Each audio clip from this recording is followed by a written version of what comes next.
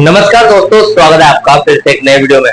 तो दोस्तों, BSF pension revision देखा जाए तो कोर्ट केस के लास्ट चरण पर चल रहा है। कोर्ट केस की अंतिम सुनवाई 25 से 26 मई के बीच में होनी तय है। इसी के बीच में जो जज साहब अपना फैसला सुनाएंगे और अभी का जो फैसला है वो पेंशनर्स के पक्ष में आता ज्यादा नजर आ रहा है। अभी पेंशनर्स के पक्ष में फैसला होता है, डीलिंकिंग होती है, पे रिवीजन और पेंशन रिवीजन अलग अलग हो जाते हैं। तो ऐसी स्थिति में देखें, यहाँ पर 3 चुनौतियां सामने आ जाएगी। ऐसा नहीं है कि भाई साहब आपका पेंशन रिवीजन हो गया है तो आप संघर्ष से मुक्त हो चुके हो।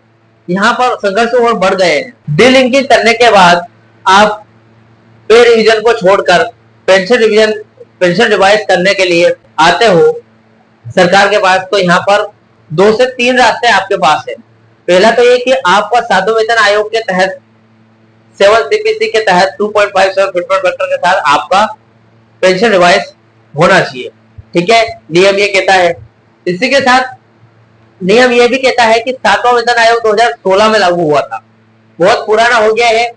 इसके हिसाब से अगर सरकार बोल दे कि 8वां वेतन आयोग जस्ट 1 या 2 साल में लागू होने वाला है, तो 8वें वेतन आयोग के हिसाब से डायरेक्ट 8वें वेतन आयोग का लाभ पाते हुए डॉट ऑफ द पेंशनर्स को 8वें वेतन आयोग के हिसाब से उनकी पेंशन रिवाइज कर देंगे। तो एक ये भी कंडीशन है। तीसरी कंडीशन ये है कि जज साहब आदेश देंगे कि पे रिवीजन को पेंशन रिवीजन से डीलिंक कर दो। लेकिन अगर जज साहब ये आदेश नहीं देते हैं कि 7वां वेतन आयोग या फिर 8वें वेतन आयोग के हिसाब से इनका पेंशन रिवाइज भी आगे करना है, तो सरकार को यह हक होगा कि वो 7वें या फिर 8वें वेतन आयोग के अलावा थर्ड पीआरसी की कंडीशन के हिसाब से, थर्ड पीआरसी की पॉलिसी नियम के हिसाब से आपका जो पेंशन रिवाइज 2017 की इफेक्टिव डेट के साथ कर दे। तो देखिए, आज इस वीडियो में पूरी बात समझते हैं कि आप डीलिंकिंग करके पेंशन रिवाइज करने के लिए जब आते हो, और जैसा मैंने जो कंडीशन बताई, जज साहब अगर नहीं बोलेंगे या फिर इसी के साथ 7वां वेतन आयोग, 8वां वेतन आयोग या फिर थर्ड पीआरसी के हिसाब से इन तीनों में से इसके आधार पर आपकी पेंशन रिवाइज होने वाली है। आज इस वीडियो में डिटेल तरीके से इस बात की जानकारी देने वाला हूं। तो सबसे पहले चैनल पर नए तो सब्सक्राइब करो। मेरा नाम है सुनील शर्मा। जानकारी यूजफुल लगे तो एक लाइक करके जरूर जाना। चलिए दोस्तों, बढ़ाते हैं वीडियो को आगे। तो दोस्तों, चलिए देख लेते हैं क्या रिपोर्ट निकल कर आई है। देखिए किस तरीके से आपका पेंशन रिवाइज होगा। आज 23 मई 2026 हो गया है।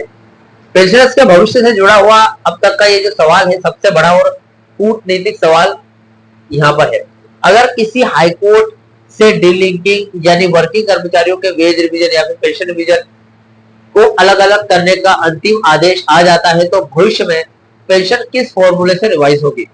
सबसे पहले डीलिंकिंग होते ही क्या 7वें वेतन आयोग के अनुसार पेंशन रिवाइज होगी, वो देख लेते हैं।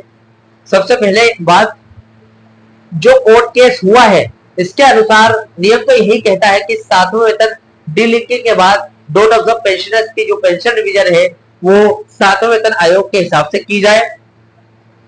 पहला और तुरंत होने वाला धमाका यानी कि 7 सीपीसी के हिसाब से ही होगा। तत्काल राहत की बात करूं तो 7 CPC 2.57 fitment factor Delhi high court में चल रहे केस का मुख्य आधार ही यही है कि केंद्र सरकार के पेंशनर्स को 1 जनवरी 2016 से 7 सीपीसी यानी कि 7वें वेतन आयोग का लाभ के तहत 2.57 फिटमेंट फैक्टर फॉर्मूले का लाभ मिल चुका है, जबकि बीएसएफ पेंशनर्स को इससे वंचित रखा गया है। डॉट ऑफ द पेंशनर्स को पेंशन भारत सरकार से मिलती है, केंद्रीय पेंशनर्स को पेंशन भारत सरकार से मिलती है। तो दोनों में भेदभाव किस तरीके से, यानी कि कैसा भेदभाव क्यों हो रहा है। दोनों एक ही जगह से पेंशन पाते हैं, तो पेंशन रिवाइज भी एक ही के हिसाब से करना चाहिए। भारत सरकार 7 सीपीसी 2.57 फिटमेंट फैक्टर के हिसाब से, जबकि बीएसएफ पेंशनर्स को इससे वंचित रखा जा रहा है।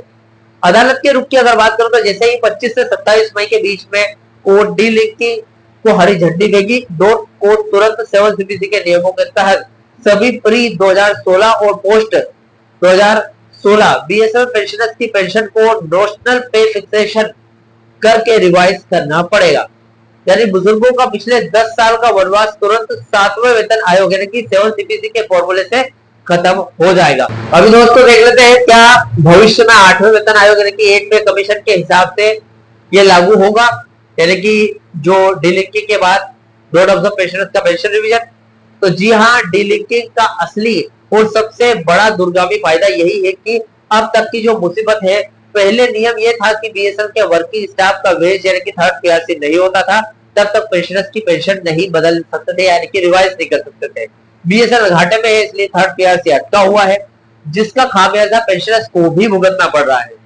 डीलिंकिंग के बाद का जो चक्रव्यूह, इसकी बात करूं तो एक बार पेंशन रिवीजन वेज सेटलमेंट से अलग हो गया यानी कि डीलिंक हो गया, तो बीएसएनएल पेंशनर्स सीधे केंद्रीय सरकारी पेंशनर्स की श्रेणी में पूरी तरीके से शामिल हो जाएंगे।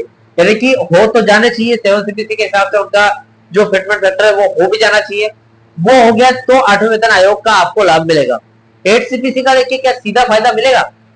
All India BSNL pensioners welfare association यानी कि AIBSNLPWA ने सरकार और वित्त मंत्रालय को जो आधिकारिक ज्ञापन मेमोरेंडम सौंपा है, जो मांग पत्र सौंपा है, उसके अनुसार बीएसएनएल पेंशनर्स को सीधे 8CPC 8वें वेतन आयोग के टर्म्स ऑफ रेफरेंस यानी कि टोर में शामिल करने की मांग की गई है। इसका मतलब यह है कि भविष्य में जब भी पूरे देश के केंद्रीय कर्मचारियों के लिए 8CPC लागू होगा, तब बीएसएनएल पेंशनर्स की पेंशन भी बिना किसी रुकावट के सीधे 8CPC के नए फिटमेंट फॉर्मूले के अनुसार ऑटोमेटिक रिवाइज हो जाया करेगी। उन्हें बीएसएनएल के मुनाफे या फिर घाटे से कोई लेना देना नहीं होगा।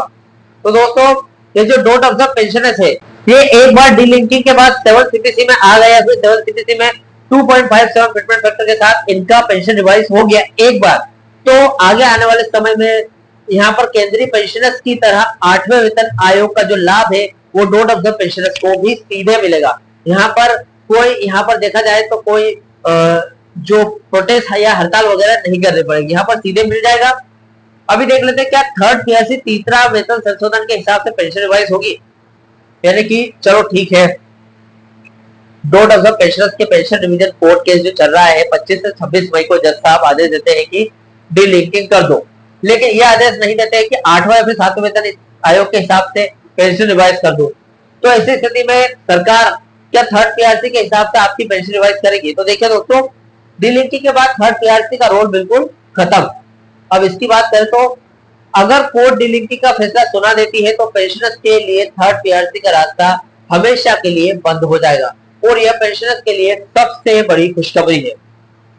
पीआरसी और सीपीसी इन दोनों की अगर बात करें तो थर्ड पीआरसी जो कि पीएसयू के वर्किंग कर्मचारियों के लिए है, जिसमें अफोर्डेबिलिटी क्लॉज कंपनी की कमाई की शर्त जुड़ी हुई है। यदि पेंशनर इससे बंधे रहे तो कभी पेंशन नहीं बढ़ेगी। डीलिंकिंग का मतलब यही है कि पेंशनर्स को पीआरसी पे रिवीजन कमेटी के दलदल से निकालकर सीधे सीपीसी यानी कि सेंट्रल पे कमीशन के सुरक्षित खजाने से जोड़ दिया जाए। यानी कि आपने थर्ड पीआरसी अगर छोड़ी है, पे रिवीजन छोड़ा है, तो थर्ड पीआरसी अपने आप छूट जाएगी। थर्ड पीआरसी से कोई लेना देना नहीं है। जज साहब अगर ये फैसला सुनाए कि इनकी डीलिंकिंग कर दो, अगर वो ये नहीं भी बोलते हैं कि 7 या फिर 8CPC किसके हिसाब से आपको पेंशन रिवाइज होगा या थर्ड पीआरसी के हिसाब से होगा, तो रास्ता एकदम साफ है। पहले 7CPC में आप जाएंगे, फिर 8वें वेतन आयोग में आगे इन फ्यूचर आपको लाभ मिलेगा, और थर्ड पीआरसी से बिल्कुल पूरी तरीके से आपका मामला खत्म हो जाएगा। पैसा कहां से आएगा पहले ये देख लेते हैं। देखिए 7CPC में है तो पैसा कहां से आएगा, क्योंकि बीएसएनएल पेंशनर्स की पेंशन रूल 37A के तहत सीधे भारत सरकार के खजाने यानी कि कंसोलिडेटेड फंड ऑफ इंडिया से आती है। इसलिए डीलिंकिंग के बाद पेंशन सीधे सेंट्रल पे कमीशन यानी कि सीपीसी और आगे चलकर 8CPC के हिसाब से चलेगी। तो दोस्तों फिलहाल ये अपडेट थी। इस अपडेट से जुड़े हुए जो भी आपके डाउट क्वेश्चन वगैरह हो तो कमेंट बॉक्स में कमेंट कर सकते हैं। वीडियो चला तो वीडियो को लाइक कमेंट जरूर कर सकते हैं। दोस्तों नेक्स्ट वीडियो में सी यू सून।